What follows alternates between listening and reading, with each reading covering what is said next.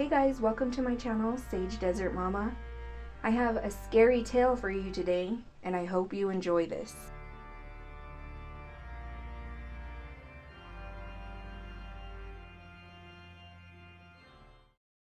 Hi guys!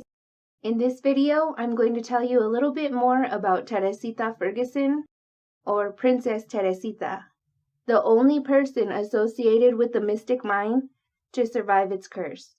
Crime was her 9 to 5. Teresita was a busy lady. She must have been exhausted, y'all. A mother, lady boss, grifter, and the town witch. I'm out of breath already. Lucy Teresa Ferguson, born August 11, 1888, to Jack and Juanita Ferguson. She was the youngest of 3 children. Not much is known about her early years. She married in her mid-20s to Isaiah Svaros of Taos, New Mexico. They welcomed a daughter, Juanita, into the world in 1915, and then a son, Columbus, in 1918. In 1921, Teresita helped in the George Wilkinson murder. In 1922, her father was sent to an asylum. Word is that Teresita drove him crazy. Her father got released in 1924 and moved in. That same year, Teresita's husband died. In 1925, Teresita's father died, and rumors spread quickly of him being poisoned.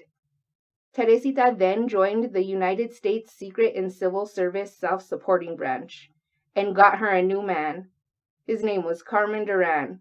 She had a son in 1928 named Lloyd Duran, and that same year she got scammed by the society, which happened a lot. There was one family in the society that was always called upon for money. Princess Teresita did not think bad luck would befall her. The secret society was supposed to set up a trust for Teresita and her children, but it never happened. She stated to have never received any of the money owed to her. In 1929, Teresita and Carmen had another son named Cristolfo Duran. On the evening of June 30th, 1929, Teresita would be the last to see Manby alive. She said he went to her work to visit her. On July 3rd, 1929, Manby's decapitated body was found by 2 marshals, Teresita, Carmen, and George, her nephew. She wanted everyone to believe she didn't see him in days and didn't wonder about the land grant that was supposed to be coming in under her name. A land grant that was worth up to $2 million.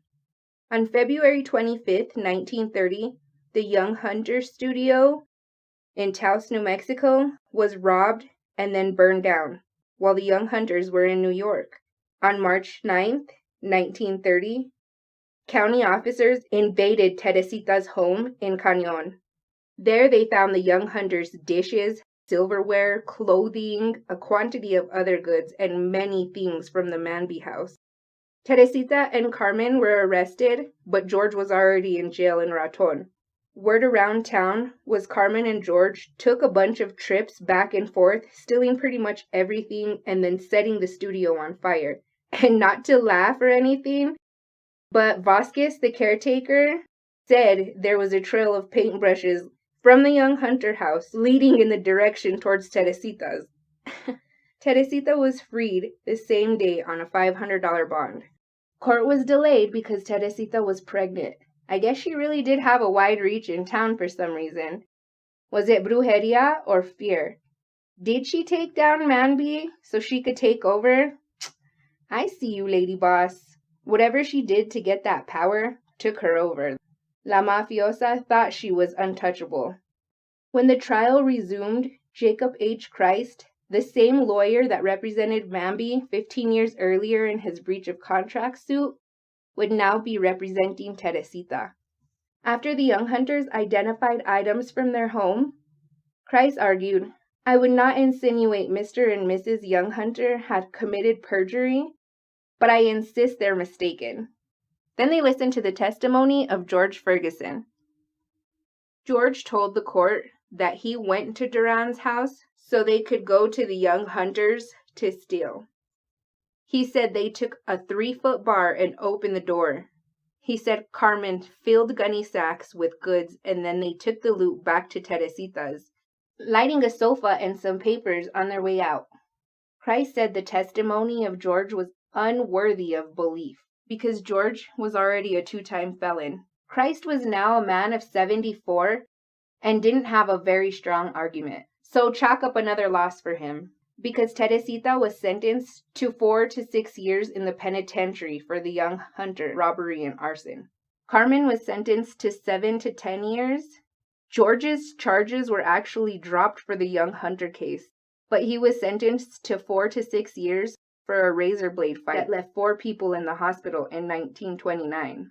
Teresita's children were made wards of the Child Welfare Bureau. Suspiciously, the beheaded bodies also stopped popping up. The dissolution of the United States Secret and Civil Service self-supporting branch was said to be due to Teresita. The secret society is believed to explain the fabulous sums which were alleged in Manby's private papers, along with extortion plots to gain land through old Spanish land grants. Their roster is rumored to include past presidents, governors of many states, and a long list of nobles. Some even say Benito Mussolini, as well as their own detectives and officers. Teresita was paroled on June 1st, 1933. By this time, Teresita is pretty well known for being a witch. She continued to tell fortunes and such as a side hustle, and people sometimes sought her out in desperation. In April 1954, Mrs. Jose Rivera was advised by friends to seek help from Teresita for her husband who was suffering from a miner's consumption. Teresita told Rivera her husband was being possessed by evil spirits, but she could cure him for $50. Mrs. Rivera pays 2 payments of $25 to Teresita. Her husband undergoes the cure, but he remained the same. Rivera goes back and asks why the cure didn't work. Teresita told Rivera that she was also being possessed by evil spirits, so that's why the cure didn't work. Teresita said she could cure her too for just $30. Rivera paid the $30, did the cure. Teresita tied a ribbon around her wrist and mumbled some incantations, but nothing happened. Her husband remained ill. Rivera goes back again, but instead of giving the money back, Teresita convinced the Riveras that they had treasure buried on their property, but it would take $80 to draw out the treasure. Teresita tells them to dig a square hole in the floor of their garage, then drive an iron bar into the hole, attach ropes to the bar, and pull. So the Riveras start pulling. Teresita starts praying, commanding, "Pull harder, pull harder." Nothing was happening except a lot of pulling and a lot of praying. Teresita then started swinging at the air with her leather belt, yelling, "Don't you see them? Don't you see them?" The Riveras told her they didn't see anything.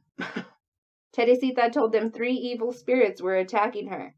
The Riveras said they kept pulling with all their strength for 6 weeks, but nothing happened. Teresita told the Riveras it didn't work because there was trouble in California. The Riveras had 2 daughters that lived in Oakland, so they rushed to California, but found nothing wrong. Mrs. Rivera comes back to Taos to get her money back. Teresita refused to give it to her. She told her, "You can't do anything to me anyway. I'm a very important person in Taos and I have a lot of friends." The Riveras end up filing charges against Teresita on August 18, 1955.